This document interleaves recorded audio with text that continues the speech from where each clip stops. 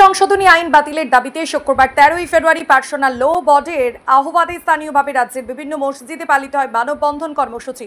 তারই অঙ্গ হিসেবে এদিন উলুবেড়িয়া পৌরসভার 28 নম্বর ওয়ার্ডের নিমদিঘি সংলগ্ন এলাকার মানুষের সহযোগিতায় পালিত হলো মানববন্ধন কর্মসূচি। এদিন উলুবেড়িয়া স্টেশন সংলগ্ন 6 নম্বর প্ল্যাটফর্ম থেকে 16 নম্বর জাতীয় সড়ক পর্যন্ত সুবিশাল রাস্তা জুড়ে চলে এই মানববন্ধন কর্মসূচি। আর এই মানববন্ধন কর্মসূচিতে উপস্থিত ছিলেন আল বিলাল মসজিদ, নিমদিঘি স্টেশন মসজিদ, নিমদিঘি বড় মসজিদ, নিমদিঘি পশ্চিমপাড়া মসজিদের ইমাম ছিলেন ওই ওয়ার্ডের স্থানীয় কাউন্সিলর সমীর উদ্দিন মোল্লা সহ বহু মানুষ। বিষয়সূচি হচ্ছে হজরত, আমরা সকলেই জানি যে আজকে যে ভারতের যে সংবিধানের মধ্যে যে ছেড়খানি হচ্ছে, যেটা আমাদের মুসলমানদের উপর ধরলেন এক ধরনের একটা অনাচার বা অবিচার।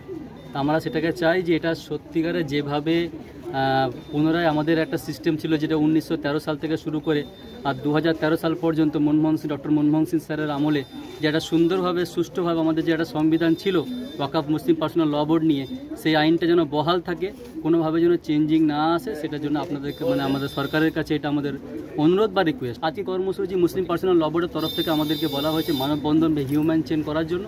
আমরা তাদেরকে শুধুমাত্র অনুসরণ করছি। মোহাম্মদ আহমদ, উলবেড়িয়া স্টেশন মসজিদের ইমাম স্যার। আমরা মানববন্ধনটা এই কারণেই করলাম যে আমাদের ওয়াকফ সম্পত্তি এটা মানবিক কাজে লাগানো হয় এবং এই মানবতার উন্নয়নে, মানবতার সেবায় আমাদের মুসলিমদের হিতাকাঙ্ক্ষী ব্যক্তিরা, দানশীল ব্যক্তিরা, তাঁদের সম্পদ, বিশেষ করে জমি জমা, তারা আল্লাহর নামে উৎসর্গ করেছেন, যেটাকে ওয়াকফ লিল্লাহ বলা হয়। সেই ওয়াকফ লিল্লাহর সম্পত্তিগুলো আমরা মুসলমানেরা পরিচালনা করি। আমাদের মসজিদ, মাদ্রাসা, ঈদগাহ, কবরস্থান, দরগা এগুলোর উন্নয়নের পিছনে আমরা খরচ করে থাকি। সেই সঙ্গে এই অর্থ দ্বারা আমাদের শুধু মুসলমান নয়, বিভিন্ন সময়ে অমুসলমানদের পিছনেও আমরা খরচ করে থাকি, যারা বিভিন্ন প্রকারের অসুবিধার মধ্যে পড়ে থাকে তাদের পিছনেও আমরা খরচ করে থাকি। কিন্তু বর্তমান ভারত সরকারে যারা রয়েছেন তাঁরা লক্ষ্য করেছেন যে মুসলমানদের হাজার হাজার একর সম্পত্তি, যেগুলো মুসলমানরাই পরিচালনা করে, এটা একান্ত ওদের সম্পত্তি। তো কিভাবে ওই সম্পত্তিটাকে হস্তগত করে আমরা আমাদের সুবিধা মতো কাজে লাগাতে পারি, এই চক্রান্ত করে এমন একটা বিল নিয়ে এসেছে।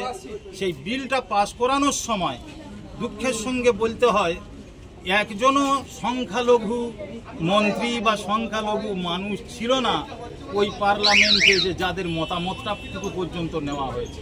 আইনটা করেছে, এই আইনটা প্রত্যাহার করে নিক, আইনটাকে বাতিল করুক, আমাদের সম্পত্তি আমাদেরকে ফিরিয়ে দিক, এটাই আমাদের দাবি।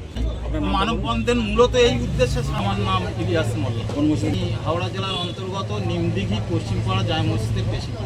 কর্মসূচিটা এই জন্য করেছি যে এই ওয়াকফ সম্পত্তি নিয়ে যে আইনটা পাস হয়েছে, সেই আইনের আমাদের সমস্ত মুসলিম জাতির তরফ থেকে, মুসলিম পার্সোনাল ল বোর্ডের তরফ থেকে সিদ্ধান্তটা হয়েছে সেই আইনটা আমাদের প্রত্যাহার করার দাবি আমরা জানাচ্ছি। না, এই বিষয়ে নিয়ে আমাদের বক্তব্য রয়েছে যাতে করে সরকার সে বিষয়ে স্বেচ্ছাচার হয়, যে যাতে করে অন্যায়ভাবে কেউ হরণ না করতে পারে, তার বিষয়ে আমরা সরকারের যে পদক্ষেপ নিয়ে তাতে আমরা সহযোগিতা করছি। আমার নাম গোলাম শেখ মুস্তফা, বড় মসজিদ, নিমদিঘি বড় মসজিদ। শান্তিপূর্ণ শৃঙ্খলা বজায় রেখে আমরা মানববন্ধন, আমরা প্রতিবাদ একটা সভা করছি, যে সভাটা ওয়াকফ বিল যে বাতিল এটা করতে হবে, যেটা সংশোধনী, যে এটা এই সম্পত্তি আল্লাহর সম্পত্তি, এটা দানকৃত সম্পত্তি, এই সম্পত্তি কোনো মানুষ হস্তগত করতে পারে না। এইটা মসজিদ, মাদ্রাসা, এটা সংবিধান, ধর্মীয় সংবিধান, ধর্মীয় উপাসনালয়গুলো আমরা উপাসনালয় করব। হ্যাঁ, ধর্ম প্রতিষ্ঠানগুলো আমরা যেগুলো আমরা যে প্রতিষ্ঠিত করব, এগুলো আমাদের তো আইন বলে, সংবিধান বলে দেয়। সংবিধানের আইনকে আমরা মান্যতা রেখে আমরা এই মানববন্ধনের অবস্থান আমরা করছি। মানববন্ধন কর্মসূচি মুসলিম পার্সোনাল ল বোর্ড থেকে আমরা শুরু করেছি। উলুবেড়িয়া নিমদিঘি। আমার নাম মসিহুর রহমান, আমি বিলাল বিন রাবা মসজিদের ইমাম।